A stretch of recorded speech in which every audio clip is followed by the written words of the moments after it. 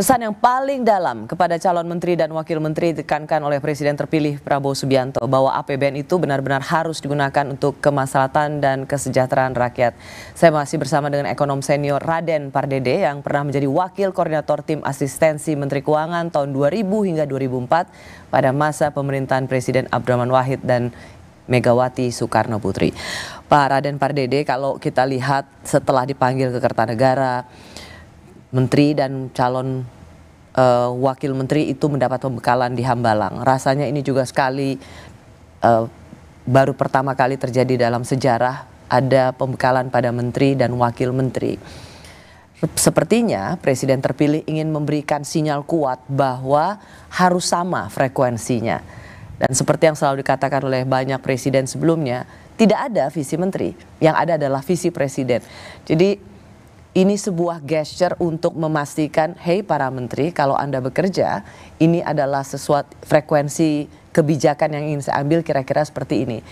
Apa yang Anda tangkap dari pembekalan ini, sesuatu yang lebih ingin ditanamkan Presiden terpilih kepada para menteri dan wakil menterinya?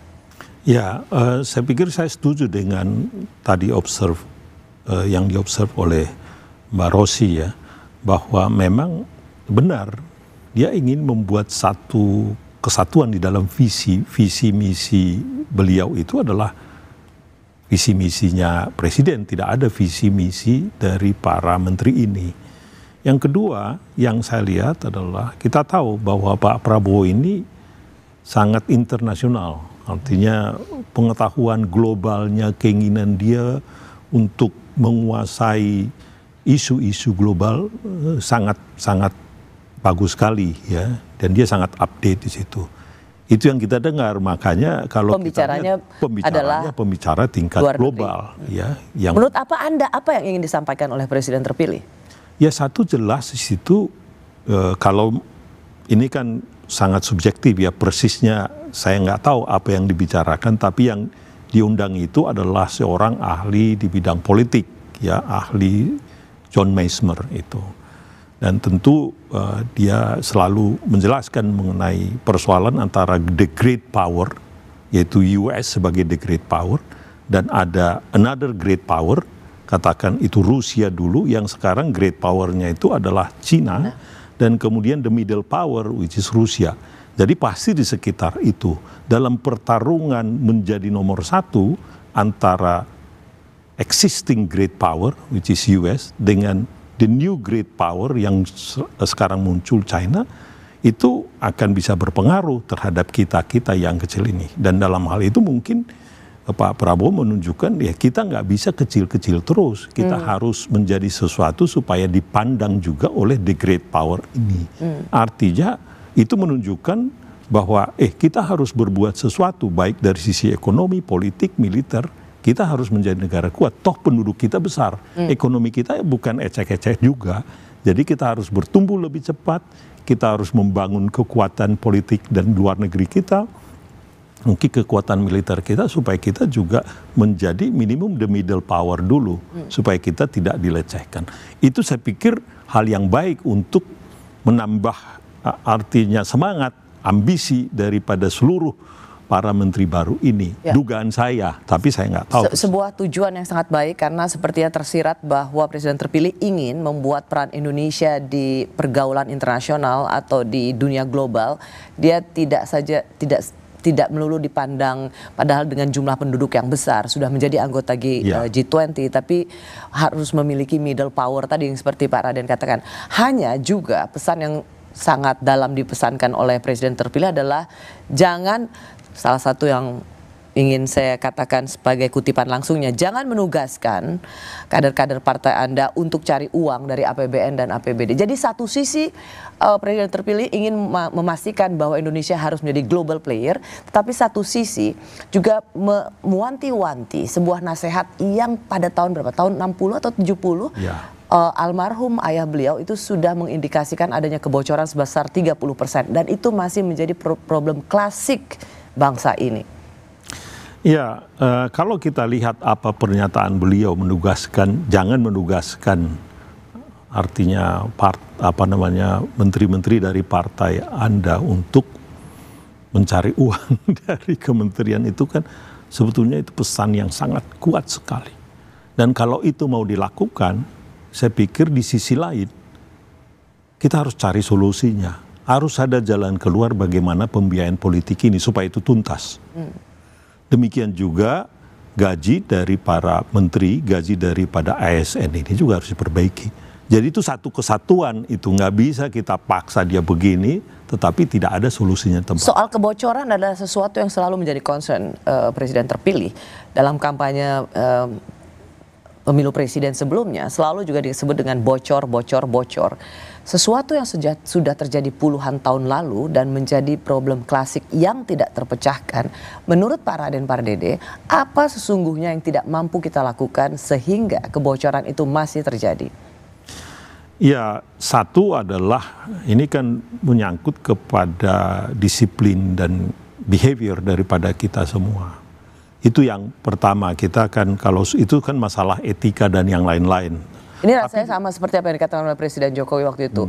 Urusan stunting bukan untuk menyiapkan gizi untuk anak-anak dari keluarga kurang mampu, tapi lebih banyak urusan stunting miliaran rupiah untuk meeting, untuk rapat-rapat. Itu adalah inefisiensi. Banyak juga yang seperti itu harus dikurangi. Jadi kalau kebocoran dalam arti yang mungkin kasarnya adalah masih banyak yang uang yang seharusnya digunakan untuk kegiatan A digunakan untuk kegiatan B.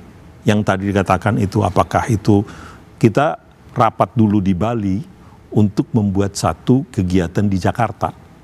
Membuat programnya itu di Jakarta tapi rapat di Bali atau di mana. Itu menjadi inefisiensi dan itu banyak sekali. Tetapi juga banyak yang kita lihat kebocoran-kebocoran itu yang berupa mungkin masih ada pembangunan-pembangunan itu yang tidak tepat sasaran. Misalnya? Ya. Contohnya yang kita lihat Kertajati lah. Ya, Patimban yang tidak optimal dia. Pemakaian infrastruktur itu. Nah, itu Anda lihat sebagai bagian dari kebocoran, pembangunan infrastruktur yang tidak optimal. Bagian itu adalah daripada inefisiensi. Dan itu membuat dampak ekonomi daripada pembangunan infrastruktur itu menjadi tidak maksimal. Ya, menjadi sia-sia boleh dikatakan. Ya. Apakah itu disebutkan kebocoran? Tidak kebocoran dalam arti korupsi, tetapi itu adalah kebocoran dalam arti tidak efisien. Tidak menghasilkan apa-apa 10 tahun sudah dibangun, and yet dia tidak dipakai. Itu kan sangat sayang sekali. Nah, hal seperti itu menurut kami adalah perlu diperbaiki. Dalam hal itu perlu perencanaan yang baik, bukan hanya pembangunan infrastrukturnya direncanakan, tetapi ekosistem ekonomi pada saat pembangunan infrastruktur itu dilakukan, itu harus dipikirkan secara holistik.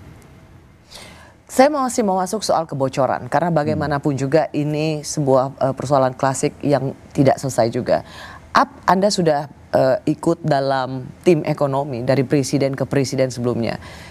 Kebocoran yang paling sering dilakukan itu di proses, di bisnis proses seperti apa? Ya, yang paling sering kita lihat kebocoran itu adalah antara pada saat dia penganggaran, ya, perencanaan di penganggaran, kemudian pelaksanaannya. Nah, yang paling banyak kebocoran itu terlihat adalah antara penganggaran dan pelaksanaan daripada proyek itu sendiri. Nah, disitulah apakah itu yang kita sebutkan markup, itu bagian daripada markup kebocoran itu sebetulnya. Karena biaya daripada proyek ini katakan 100, tetapi di markup dia menjadi 150, berarti 50. Kalau Anda bisa mengingatkan mereka yang akan menempati posisi pemerintahan ke depannya, apa yang harus dilakukan oleh pemerintah berikutnya untuk menghindari kebocoran yang lebih besar lagi atau minimal mengurangi? Kita mungkin terlalu ideal dan sempurna kalau mengatakan menutup semua kebocoran, tapi minimal mengurangi kebocoran itu. Ya, satu adalah mulai dari perencanaan, penganggaran, dan operasional, kemudian pengendaliannya, dilakukan monitoring, evaluasi, itu harus satu kesatuan. satu kesatuan semua bergerak. Itu sudah terjadi dari pemerintahan sebelumnya, tetapi toh tidak pernah mengurangi tingkat kebocoran yang ada. Jadi di mana salahnya? Ujungnya di orangnya. Jadi sama seperti ujungnya di budayanya dia yang memang corrupted. Itu yang harus dikurangi. Nah, kalau kita lihat apa yang dilakukan di negara lain, ini melihat di negara lain, contohnya yang paling jelas adalah dilakukan di Singapura. Dia adalah melakukannya itu satu gaji. Oke, tapi ada nggak yang lebih konkret untuk misalnya mengurangi kebocoran itu? Misalnya, kan kita sudah di pemerintahan ini perizinan yang satu secara online untuk mencegah berbelit-belitnya perizinan supaya itu tidak membuat atau membuka peluang untuk korupsi atau kickback. Tapi itu juga nggak jalan. Jadi apakah kita punya satu cara yang cukup ideal untuk mengurangi kebocoran itu? Sayangnya nggak ada satu resep yang cespleng. Ini adalah pekerjaan yang harus dilakukan, mungkin butuh waktu yang cukup lama. Karena itu adalah merubah mindset dan merubah behavior daripada seluruh pelaksana di situ. Nah, itu yang menurut saya contoh sekarang yang kita lihat berkaitan dengan OSS yang dikatakan tadi. Sudah ada kebijakannya, tapi implementasi di lapangan itu masih belum jalan. Jadi dengan konsolidasi politik yang dikerjakan oleh Pak Prabowo untuk persatuan dan untuk mengejar momentum, apakah ini cukup kuat atau cukup menjadi jaminan satu, kebijakan yang cepat, implementasi yang cepat, dan mengurangi kebocoran? Ini kalau kebijakannya, saya pikir dengan koalisi yang kuat ini, kebijakannya itu lebih firm, jelas itu. Tetapi dalam implementasi is different. Itu harus ada menurut saya orang-orang, apakah itu badan nanti, kalau zaman dulu ada seperti itu, misalkan dulu ada sekda lobang khusus mengawasi pembangunan itu, yang mengikuti itu prosesnya itu satu persatu. Dan kemudian dia mengidentifikasi di mana problemnya, apakah di atas, di tengah, di bawah. Kita udah nggak punya lagi. Dan problemnya itu apa? Solusinya dicarikan itu. Apakah karena kurang orang? Apakah dia karena kurang training? Apakah memang gajinya kurang? Jadi harus dilihat satu persatu secara detail. Nggak bisa hanya dengan bikin satu undang-undang, ya selesai. Tidak. Memang dibutuhkan mungkin 2, 3, 5 tahun untuk bisa melakukan ini secara terus-menerus diikuti. Seberapa convince atau seberapa Anda optimis bahwa melihat banyaknya kementerian yang ada, tapi itu juga termasuk tidak saja mempercepat eksekusi kebijakan, tapi juga memiliki komitmen yang sama untuk mencegah kebocoran? Ya, itu. Seberapa optimis Anda? Kita akan uji nanti, kita lihat dulu ini. Kalau saya sih melihat makin banyak tentu koordinasinya tidak makin mudah itu, makin sulit. Itu saja menjadi sumber daripada ketidakefisienan. Ya makin kecil kan biasanya lebih mudah dia. Tapi kalau makin banyak, nah di situ tingkat koordinasinya menjadi lebih sulit. Nah kita akan lihat nanti apakah menteri-menteri koordinator, apakah presiden nanti bisa melihat ini dengan cepat. Mengawasi ini dengan cepat, memastikan bahwa apa yang dikatakan oleh Pak Presiden A katanya terus sampai kepada kecamatan juga A, bukan menjadi Z di situ. Itu yang menjadi kita akan uji nanti. Saya belum tahu apakah saya bisa optimis atau tidak. Kita akan lihat karena ini adalah kita mudah-mudahan, saya hanya berharap mudah-mudahan pemerintah yang baru ini, di mana Pak Prabowo seperti kita tahu dia adalah jenderal ya dengan background itu, mudah-mudahan dia bisa melakukan itu disiplin. Tapi it's a great challenge, tidak mudah. Sebuah tantangan yang tidak mudah. Di tengah banyaknya posisi menteri dan wakil menteri, tapi salah satu isu utama saat ini adalah kelas menengah yang gajinya terbatas, tapi makin tertekan dengan kondisi ekonomi. Kami kembali sesaat lagi.